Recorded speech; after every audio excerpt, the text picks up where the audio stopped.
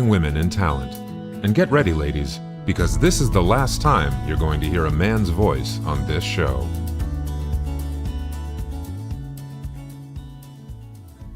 Hi, everyone, and welcome to today's episode of HigherHer, a podcast put on by Talent Collective. Talent Collective is a community for women in the recruiting space, and we welcome you here today. Very excited to be here with a very, very special guest who we love and adore.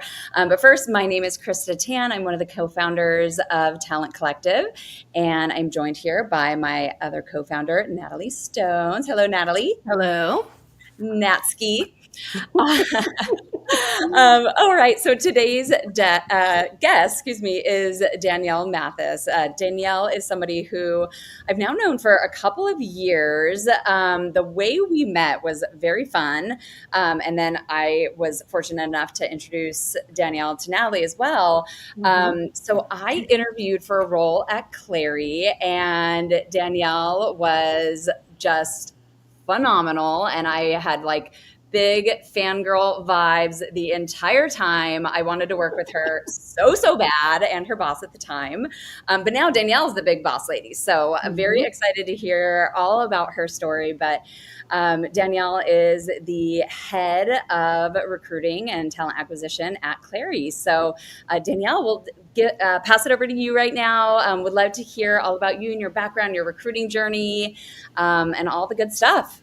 Yes, happy. Just hello, you two. You Hello. know, every time I see either of your names pop up, I'm instantly there's excited cortisol happening. I'm like oh my God. It's adrenaline, really. You guys are both just so phenomenal. But thank you for having me on today. I love all the work you guys are doing, and was humbled to get the ask. But I will share my story and how I got into TA, because as most people in TA, it was a little unconventional how I landed in TA.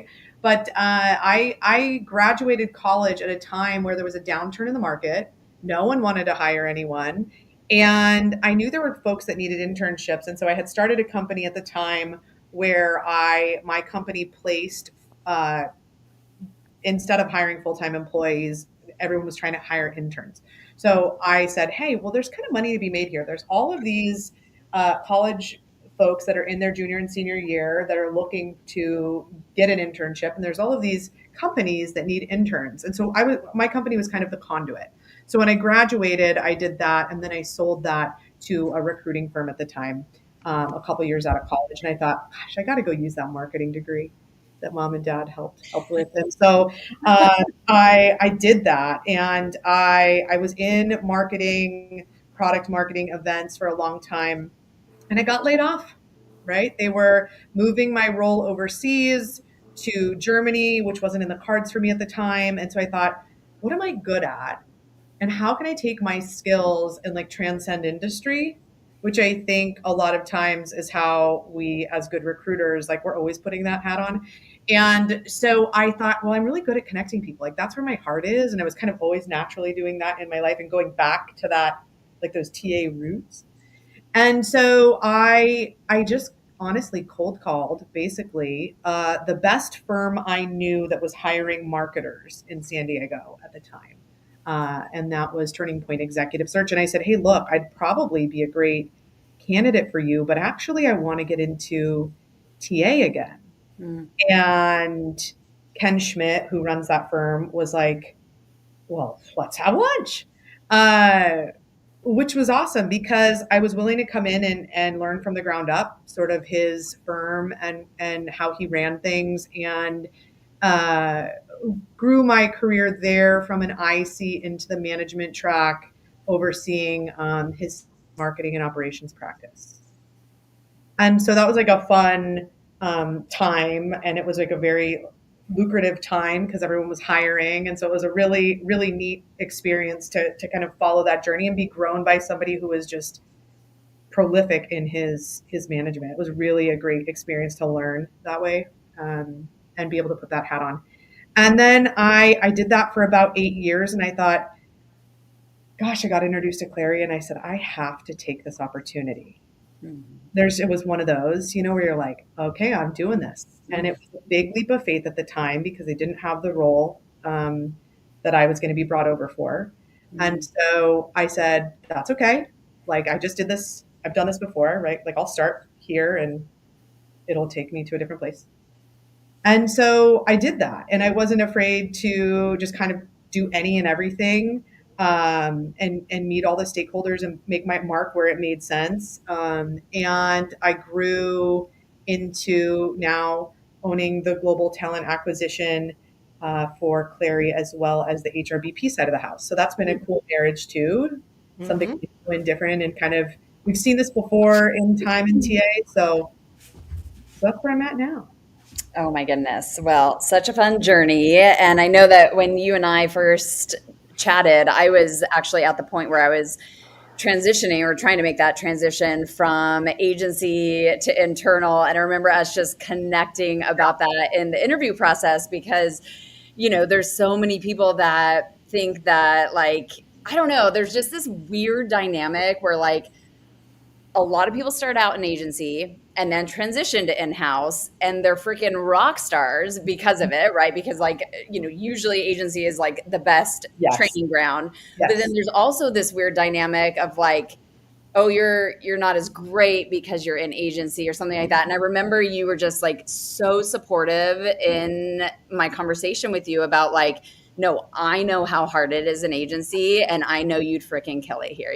Like, you just had that, like, you gave me that boost of confidence that I think I needed at that point. And okay, I will tell you that the thing that I think is so cool is that in-house recruiter, agency recruiter, we're all recruiters. And I think if you're good, you're good. And I think you can thrive in any environment. And I just think that you got to learn. It's just different. I always say, like, those are apples and oranges, actually, right? And in terms of how you have to operate, but really I would say that the fundamentals are the same. So I love it because I love that agency hustle. mm-hmm. Yep. But I think coming in and being able to utilize that skill set, but also not be frustrated by the workings of being internal somewhere, because that is a machine. And you have to understand the machine. You got to figure out the machine, and then you thrive. So. Yeah, great. Well, I would love to hear, with all of your years in TA, do you have maybe like a funny story that you could tell us? Maybe a recruiting fail or something that just, didn't go as well as you had hoped, that ended up being just a really funny thing that you can look back on now? We have a wild one. This happened not long ago, but you get to a certain point in a company where people are doing crazy things, and we had somebody who was sending, like, fraudulent offer letters to people. Okay, they were saying, like, "Hey, you've been hired by Clary," and so we had, like, kind of a good amount of people reaching out to us, being like, "Hey, I think I'm starting tomorrow." These were earlier in career, and we were going, "Hold the phone," right? We called and we got it all figured out. And those people were okay. We figured out a way to help them, like, figure out what was next for them in their journey. And none of them were, like, quitting jobs or anything like that. They were all early in career, but just graduating college, actually. So we helped them land softly, but we actually were able to hire several of them. So it ended up being this, like, amazing thing and cool story, like, full circle moment where we were like, gosh, this started off really like, oh no, and ended up really like, well, this was serendipitous and amazing, and they're here and thriving. And so that was one that recently comes to mind. Oh my goodness, that is such a great story, and, like, a wonderful turn of events, right? Like serendipity. Serendipity. It was serendipitous for sure. That's crazy. Yeah. Did you ever figure out who was doing it? We did, and thankful that we did. You did. Yes. I always go off script. Please. So I have an off script controversial question for you. Let's do it. I was talking with somebody earlier today, one of our future founding members, because I think we're going to launch DC in February. But they were like, oh, we really, we want to bring the topic of, should recruiting be folded back into HR? And my first reaction was, I literally, like, did that. And so hearing you say like, okay, now I'm over TA plus now the HRBPs, can I pose this controversial question to you? What do you think? I think you're not the first one. I have heard gasp when I tell them like the remit of my role now. They're like, Yeah. ooh, ooh, ooh. There is like this avert, like, ooh, what does that mean? How talk to me about? I think that the thing that has been the most paramount to us in our business has actually been this move. And I think the reason for that is we're taking the knowledge that we have about the inner workings of our business in terms of team makeup, maybe how a team dynamic is, the things that they need in order to go from to, right? That next level. So we're able to take this real-time data and mix it with what we're out there looking for, and we can tweak accordingly based off of those things. And so it's been this really beautiful dynamic between the recruiters and the HRBPs. They actually meet weekly just to talk about like, hey, how are things going? What's going on? Oh, okay, that's interesting. They're involved in the interview process too, right? So it's kind of this. It's been this really great full circle moment, and it's actually created such a beautiful dynamic once people walk through the door because they already have this great touch point with HR to be able to partner the right way in the business, which I feel like sometimes people don't really understand or know, or they're like nervous or hesitant, like, ooh, HR, right? But like actually the best gift. So it's landed really, really well for us. That's kind of cool. Yeah. Do you want to fly to DC for a panel? Hey. At a minimum, that could be a great topic for our member community. Okay, so going back to your journey, Ken Schmidt was kind of maybe the one that like really gave you the opportunity. But would you say him or someone else really elevated you in your recruiting career? Who might that have been, and how did they elevate you? Yeah, I will say it was definitely in tandem with Ken, and he had a counterpart at the time, Dina Hemme, who has since started her own firm. And I would say it was both of them. And I think that the thing they did, which I really try to embody, especially with working with folks that are trying to maybe go from to in their career or elevate to the next level, is being really authentic and allowing for them to bring their whole self and me bringing my whole self. So transparency, right? Like, hey, look, and opening the opportunity for feedback, because not everybody is open to feedback or they want to receive it in a certain way. And that's totally cool. Let's talk about how you want camera off when I'm talking to you about feedback. Let's do that. You want to be alerted so you have a moment to like understand that's coming. Totally. And really making sure that we create this cool feedback loop on how we can get someone from to, whether that's like how they approach critical thinking in attacking a role and sourcing for something, all the way to pitching an executive, candidate or something to that effect, maybe thinking through ways to come up creative for offer, right? And just making sure that people are getting what their needs are met for their long-term goals. And they did that for me.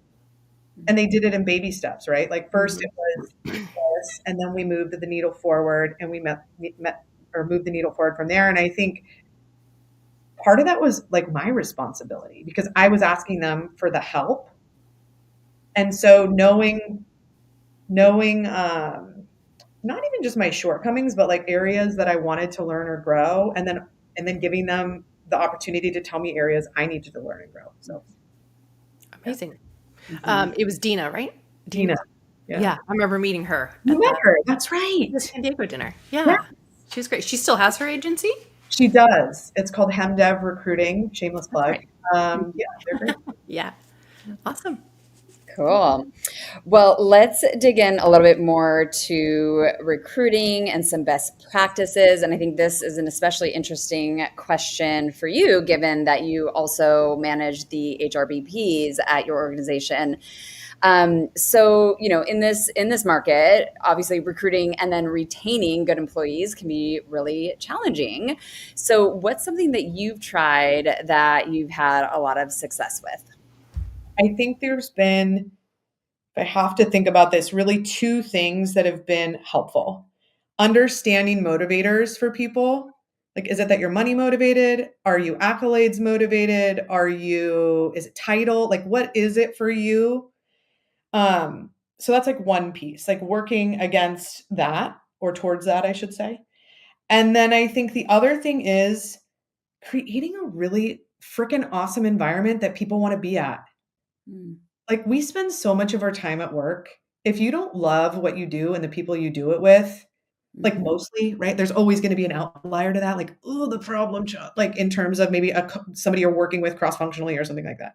But like if 95% of what you're doing is making you happy and you're like vibing and feeling this connection or growth from or whatever it is for you, then you're nailing it. Mhm. And really, I say 90% because I always say, hey, look, there's the 10% that nobody like loves to do. Mhm. Most recruiters don't love the admin side of what they're doing, Right. right? But like, I think if you've got that, and so I really do focus on culture. I Mhm. think that's been, I know that's such a like cliche, everybody says it, but like really at the root of it, no matter how busy I am or where I'm at in the world, like the small talk or the banter or the, hey, let's make sure we get a little happy hour going, or Mhm. not letting those things drop because it can. And I just like, it's just a non-negotiable for me. Yeah. Well, and it's like it's so funny because everyone talks about culture, right? And Yeah. what is a good culture? And that means very different things to different people. But like, I think what you're talking about, and which I also agree with, is uh, the mark of a good culture are relationships and like, bringing importance to like, you're human, I'm a human, like, let's connect on that level and not just talk about work all day. Cause, it's like, Because you could do that easily. yeah, Yeah. yes. Bring the fun. Yeah. And then I loved what you said first about like what motivates people. Yeah. This is a little bit more on like just total rewards in general, but there's a company, we had a panel months ago with that was more about like total compensation, total rewards, a company called Work Life. And their whole thing is all about like giving people the benefits and perks that they want, Yes. not what you decide, which I think is so smart. Mhm. I Mhm. think that's gonna continue to be a trend. It's funny, I know those guys really well. I actually went Mhm. to high school with one of them, which is a funny Oh, serendipitous thing. And I think what they're doing is freaking awesome. And I yeah. think that's gonna be a huge shift Mhm. for us, as we see the job market shift. I really do think that it's not a one size fits all anymore. Yeah. And so I love what they're doing. I think that is a trend I'm starting to see more as I'm looking across. And I like, we've talked about adopting that here at Clary. I think it's something that I'm seeing a big movement in. Yep. Definitely. Awesome. Thanks. Yeah, I love that platform. Um, Last question. So, when you think about women in leadership, what are the essential qualities that we can all collectively help cultivate to get more women in TA into leadership roles? Chris and Mhm. I talk regularly about, like, anecdotally or in our gut, we feel like there are so many more men in TA leadership roles. You would Yep. be a great exception to this. Um, so we're very passionate, obviously, about helping elevate more ICs into those roles. But are there certain things or qualities that you do with, any young professional women on your team to make sure that they're set up for success or at your prior companies? I love this question. It was actually the one where I was like, yes, like I immediately jumped out, highlight it. We got to answer this question. I think there's two things that immediately came to mind, which were being data driven. Mm-hmm. Like, I think like you can't argue with the numbers, Mm-hmm. right? these are the 5 priorities. You're putting another priority on my plate. What's it going to, right? Like just down to the little basics of that, but really leaning into being all things data driven. Hey, this is the capacity planning. You're asking us to do X, Y, and Z. This requires one other recruiter. Or we're okay with a backlog. So you tell me the answer. And I think the other thing is having conviction and owning your conversation. Yeah, that's really hard. It's super hard. And it's something that I think you have to build in time. And it is something I think as women systemically, we have to work harder at, because like there's no need for explanation there. I think that we are not taught that as readily. And so I think challenging that norm and making sure that you're confident in how you speak, go to Toastmasters, do whatever you need to do to be able to really own whatever, be the SME, man, be the SME. Yeah. Woman. There you go. Well, that hits so close to home for me, because I just reflect back as I was growing into a leadership role, especially in corporate recruiting. The bigger size the company I got, the more like nervous I would get. And the more, high-powered men there were at the company that you seemingly should be intimidated by.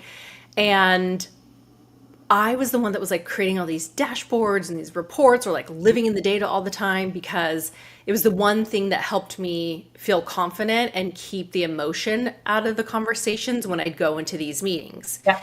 I would always bring the emotion into it, right? Like I'm nervous, or I don't feel like I'm confident in speaking about anecdotally, I believe this or that about your hiring managers are awful, or they're slowing down the process, or whatever.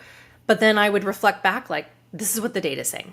And so if I can just go in with the data, you can't argue with black or white. And so it helped me kind of get more confident. Yeah.